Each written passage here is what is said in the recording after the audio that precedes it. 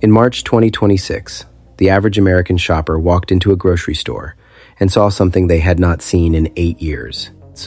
Tomatoes at $2.26 per pound. That price point matters.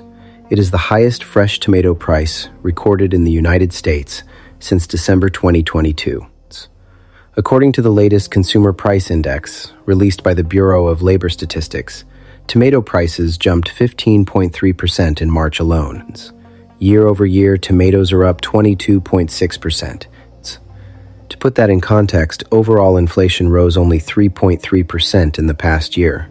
Food prices as a whole rose 2.7%. Even gas prices, which usually get the most attention, are up only 18.9%. Tomatoes have outpaced all of them. In February, the average price of a pound of field-grown tomatoes was $1.90. By March, it was $2.26. That is an 18.6% jump in a single month, according to David Branch, sector manager at the Wells Fargo Agri-Food Institute. The pain runs deeper at the wholesale level. Mike Armada, a produce buyer for the Northeast distributor E. Armada told CNN that 1 month ago he paid $25 for a 25-pound box of tomatoes. Today, he is paying triple that price. To make even a small profit, his customers would need to pay at least $80 per box. He also said his supply has collapsed. He is now receiving only 1/8 of his normal volume from Mexico, California, Florida, and the Dominican Republic. In Lincoln, Nebraska, sandwich shop manager Cale Miranda described the same pressure at the restaurant level. When tomatoes were $36 a case, each slice cost about 1 cent. At current prices, each slice now costs about 25 cents. And the tomatoes themselves are smaller, meaning fewer slices per tomato. The impact reaches every American kitchen. BLT sandwiches, caprese salads, fresh salsa, sliced tomatoes on burgers and hot dogs, cherry tomatoes in lunchboxes. All have become significantly more expensive in just a few weeks. According to the U.S. Department of Agriculture, tomatoes are the second most consumed vegetable in the United States, behind only potatoes. The average American eats roughly 19 to 20 pounds of fresh tomatoes per year, plus another 65 to 73 pounds in processed forms.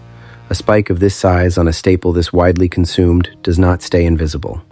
It shows up at the checkout line. When economists describe the current tomato market, they keep using the same phrase, a perfect storm.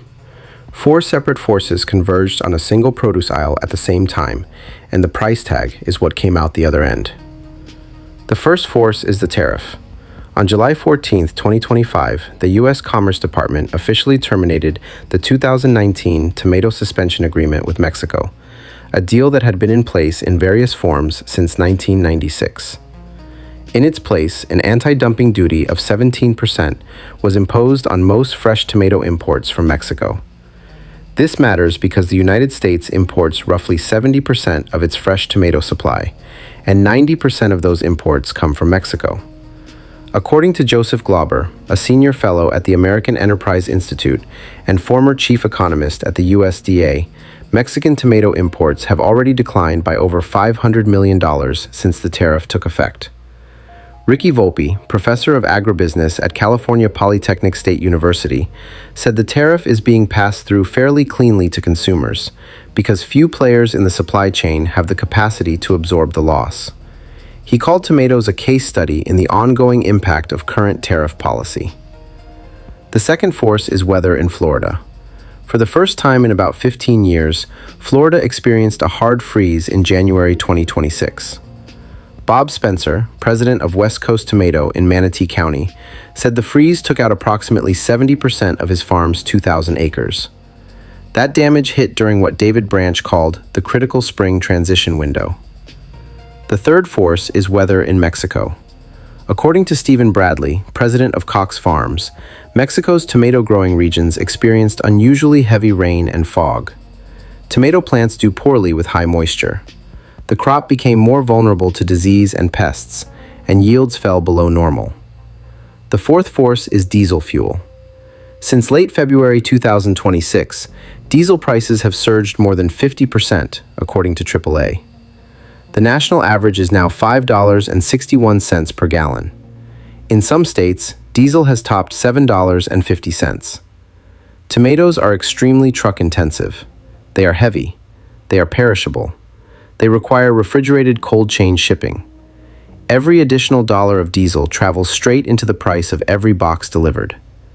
David Ortega, a food economist at Michigan State University, summarized the situation directly. It's really tough to tease out how much of this price increase is because of the war in the Middle East versus tariffs versus weather, because all of these things are kind of happening at the same time. 4 forces, 1 produce aisle, 1 price tag. The American kitchen is now operating with a tomato that costs roughly a quarter more than it did a year ago. And the question every shopper is asking is the same one. When does this end? The honest answer from the experts is, not soon. Ricky Volpe of Cal Poly told CNBC, I do expect there's more pain on the horizon for tomato prices. He has called the situation an inflationary perfect storm because tomatoes are labor-intensive, energy-intensive, transportation-intensive, heavy, and spacious. Every variable that pushes prices up is currently pointing in the wrong direction. Bob Spencer of West Coast Tomato told CNN that even after Florida's replanted crops come online, his company anticipates a 10 to 15% increase in costs in the fall, driven by transportation, oil, and fertilizer prices. The American Farm Bureau Federation has reported that 70% of farmers say they cannot afford fertilizer at current prices. David Ortega of Michigan State has warned that perishable foods on the grocery store perimeter are, in his words, the canary in the coal mine for tariff-driven inflation. He expects the largest price effects to show up in fall and winter, when the United States relies most heavily on Mexican imports. There is one important distinction consumers should understand. The tariff primarily affects fresh tomatoes, the kind sold whole on the produce aisle. Processed tomato products, like ketchup, pasta sauce, pizza sauce, and canned tomatoes, are a separate supply chain. According to the USDA, about 95% of tomatoes used for processing originate in California. Heinz, for example, uses 100% domestic tomatoes for its ketchup. That is why a fresh tomato at the grocery store can spike 22% in a year, while a bottle of ketchup may only rise about 6%. They come from different farms, different states, and different supply chains. Still, the broader pattern is clear. Mexican tomato imports have declined by more than $500 million. American tomato consumers are paying 8-year highs. Restaurants are paying 25 cents per slice instead of 1 cent. Wholesale buyers are receiving 1/8 of their normal supply. Behind those numbers are roughly 47,000 U.S.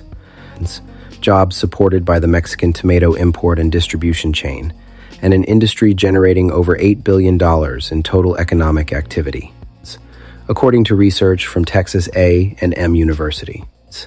For most American households, this is the part of grocery inflation that does not show up in the headline numbers. It shows up in the bag at the register. The tomato has gone from a quiet staple to a leading indicator. The indicator is pointing up,